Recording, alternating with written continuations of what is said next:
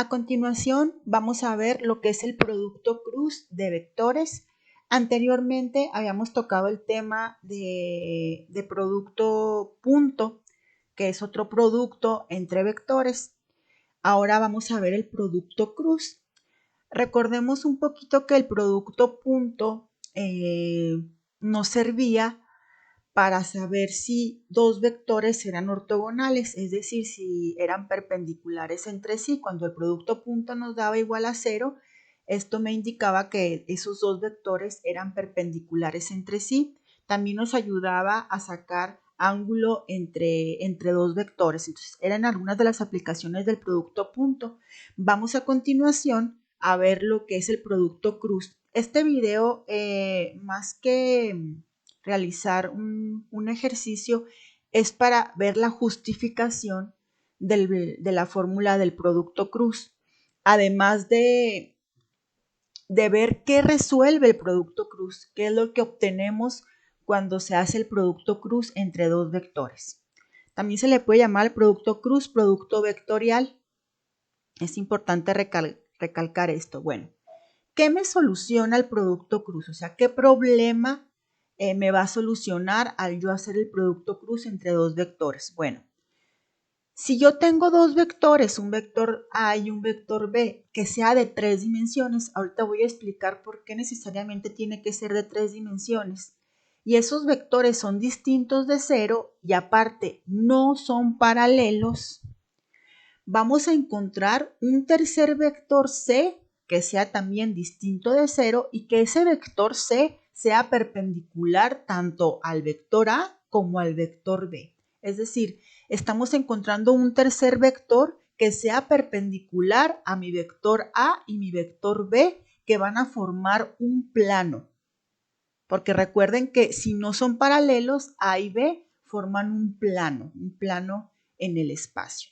Entonces, este problema es lo que soluciona al encontrar el producto cruz. Con el producto cruz nosotros vamos a encontrar ese tercer vector que va a ser perpendicular a ambos vectores. Entonces, a continuación vamos a verlo geométricamente en GeoGebra para que identifiquemos qué es lo que pasa en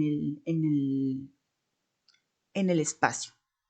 Nos encontramos en GeoGebra para explicar de manera gráfica lo que les venía comentando anteriormente. ¿Qué es lo que soluciona gráficamente el producto cruz? O sea, ¿qué es lo que obtenemos nosotros cuando realizamos el producto cruz entre dos vectores? Bueno, habíamos hablado que tenemos un vector, en este caso tengo el vector C y el vector B. Si ustedes se fijan, estos vectores no son paralelos. No tienen la misma dirección, ¿sí? Entonces, si no son paralelos, recuerden en el video de combinación lineal, cuando dos vectores no son paralelos, forman un plano, o sea, son parte de un plano. Entonces, ¿qué pasa? Mi vector BC va a formar un plano. ¿Qué es lo que voy a lograr con el producto cruz? Encontrar un tercer vector, que ese vector sea perpendicular a ambos, o sea, es decir, perpendicular al vector B y al vector C. ¿Sí? ¿Por qué les decía que esto nada más ocurre en R3, en 3 dimensiones? Porque si ustedes imaginan, si están en el plano cartesiano y tienen dos vectores que no sean paralelos, que sean diferentes de 0, no pueden encontrar un tercer vector que sea perpendicular a ambos, porque se tendrían que salir del plano cartesiano, imagínenlo. O sea, ese tercer vector tendría que salirse del plano cartesiano, entonces no hay manera, no hay solución ahí, no podemos encontrar un tercer vector que sea perpendicular a ambos. Esto sucede únicamente en R3. Aquí sí podemos encontrar un tercer vector que sea perpendicular porque vamos a salirnos de ese plano. Bueno, les comentaba que entonces en el vector BC se va a generar un plano porque estos vectores no son paralelos. Entonces el plano es el que está ahí en color verde. Ahí está el plano que me está generando esos dos vectores que ya habíamos dicho no son paralelos. Entonces, ¿qué es lo que buscamos? Un tercer vector que sea perpendicular, es decir, que forme 90 grados tanto con B como con C. Si se fijan, ese vector tendría que salir de ese plano que está ahí, que se está presentado ahí en color verde. Tiene que salir de ese plano. Ese tercer vector quedaría más o menos así.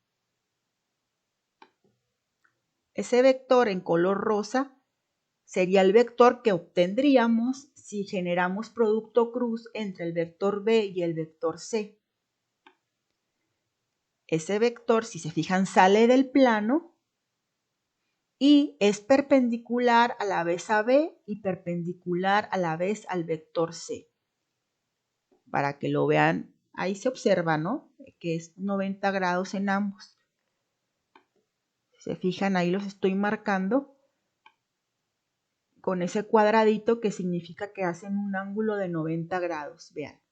Entonces, esto es lo que me soluciona geométricamente el producto cruz. Lo que vamos a obtener con producto cruz es este vector en color rosa, o sea, ese vector que sea perpendicular a ambos vectores, que sean diferentes de cero y que no sean paralelos. Entonces, ¿qué pasa? Fíjense, si yo muevo este vector, sigue siendo no paralelo. Estos vectores siguen siendo no paralelos entre sí, o sea, B y C tienen diferente dirección. Ahí de todas maneras, ahí se presenta mi tercer vector, que en este caso sería el vector resultante, el producto cruz, y siguen formando 90 grados. Lo puedo de todas maneras jalar más. Lo puedo mandar hacia abajo. El plano ahí está cambiando. Y mi vector, el color rosa sigue siendo, ese es mi vector, mi tercer vector, que sigue siendo perpendicular a B y a C. Bueno, esto es geométricamente, ya viéndolo visualmente, lo que me resuelve el producto cruz. Bueno, esto solamente es viéndolo mediante visualmente, ¿no? Vamos a verlo algebraicamente. ¿Qué pasa? Pero quería enseñarles esto para que observen qué es lo que se obtiene al generar el producto cruz entre dos vectores. Vamos ahora con la justificación de la fórmula. Bueno, la fórmula de producto cruz de igual manera se puede aprender de memoria, sin embargo hay que saber de dónde se genera esta fórmula. Esto va a ser, les vuelvo a repetir, la justificación. Sin embargo, existen otros métodos que se utilizan para sacar producto cruz, método de determinantes y método de multiplicación de polinomios. Se pueden usar el que usted guste, sin embargo, es importante que conozcan de dónde sale lo que es el producto cruz algebraicamente, ¿sí? Bueno. Ya habíamos dicho que tenemos dos vectores de 3 dimensiones, ya dijimos por qué, van a ser distintos de cero, son no paralelos y vamos a encontrar un tercer vector distinto de cero que está perpendicular a ambos. Ya lo vimos geométricamente en GeoGebra, lo que se busca. Ahora vamos a ver la fórmula de manera algebraica. Bueno, tengo un vector A dado por 3 componentes, A1, A2 y A3, y mi vector B dado también por 3 componentes, B1, B2 y B3. Estos dos vectores no son paralelos, son de 3 dimensiones y son distintos de 0. Entonces mi problema consiste en encontrar un vector C, ¿sí?, que sea distinto de 0 y que ese vector C sea perpendicular a y a B. Entonces ya aquí vamos a plantear. Como C tiene que ser perpendicular tanto a A y a B, vamos a plantear dos condiciones. ¿Por qué vamos a plantear dos condiciones? Porque si C debe de ser perpendicular tanto a A como B, entonces concluyo que mi producto punto, es decir, mi vector A punto vector C debe de ser igual a 0. Porque el producto punto, cuando me da 0, el resultado de un producto punto, quiere decir que esos dos vectores son perpendiculares entre sí. Entonces, debe de cumplir estas dos condiciones. A.C es igual a 0 y B.C tendrá que ser igual a 0. ¿Para qué? Para que este vector C sea tanto perpendicular a A como a B. Entonces, de aquí vamos a partir, ¿sí? Bueno, realizamos el producto punto, como ya lo habíamos visto, cómo realizamos un producto punto. Vamos multiplicando cada uno de las componentes y hacemos la suma de esas multiplicaciones. Es decir, A1 por X más A2 por Y más A3 por Z. Esto debe de ser igual a 0 según la condición que marcamos anteriormente. Y para sacar el producto de B.C, multiplicamos los componentes de B por los componentes de C y hacemos la suma respectiva. B1 por X más B2 por Y más B3 por Z igual a 0, porque la condición ya la tenemos arriba, que debe de ser 0 para que sean perpendiculares. Si ustedes aquí se fijan, tengo un sistema de dos ecuaciones con tres incógnitas, es decir, mis incógnitas son x, y y z, que es lo que estoy buscando, ¿no? Un tercer vector dado por x, y y z. Entonces, para resolver este tipo de ecuaciones, pues hay varios métodos. Lo que podemos hacer aquí es usar el método de eliminación. Por ejemplo, podemos eliminar en este caso z, ¿sí? Para eliminar z, tendríamos que multiplicar la primera ecuación por el coeficiente de la segunda. Es decir, en la segunda tengo B3 por Z, entonces ese B3 lo voy a multiplicar por toda la primera ecuación y la segunda ecuación la voy a multiplicar por el coeficiente de la primera. ¿Sí? Obviamente aquí cambiándole el signo porque lo que pretendo es eliminar el término en Z. ¿Sí? Entonces, aquí lo que estaría haciendo pues es multiplicar, ¿no?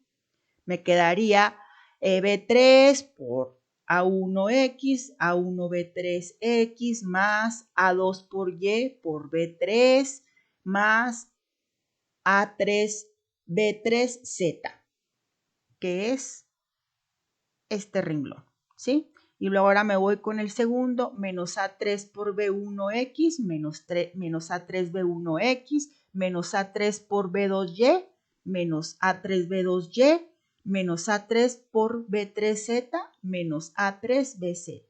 Esto igual a 0. Seguimos con la condición. Si se fijan aquí, es el método de eliminación. Al realizar esta suma, aquí A3B3Z se me elimina con menos A3B3Z, que es lo que pretendía hacer con el método que estoy usando. Por lo tanto, si yo sumo estos términos de acá, A1B3X menos A3B1X me queda A1B3X, A1B3 menos A3B1 factorizando la X. Y esto sería A2B3 menos A3B2 que multiplica a Y. Aquí tenemos una sola ecuación. Ya nada más nos queda una sola ecuación y si se fijan tenemos dos incógnitas, X y Y, que es lo que estoy buscando, estas dos incógnitas. Entonces, ¿cómo podemos solucionar esta ecuación con dos incógnitas? Pues podríamos hacerlo por sustitución. Por sustitución, o sea, es decir, despejar aquí X o despejar Y. Pero una manera más fácil es generar otra ecuación sustituyendo todo este término A1B3 menos A3B1 por una constante. De igual manera, todo este término por una constante y dejar señalada la ecuación. Es decir, A1B3 menos A3B1 podemos llamarle P, todo este término que multiplica a X, y A2B3 menos A3B2 podemos llamar como un término Q que multiplica a Y. Entonces mi ecuación se reduciría a PX más QY igual a 0. Note aquí que P sería todo este término y Q sería todo este término. Entonces, ¿qué podemos deducir de aquí? Fíjense muy bien. Podemos deducir que X es igual a Q.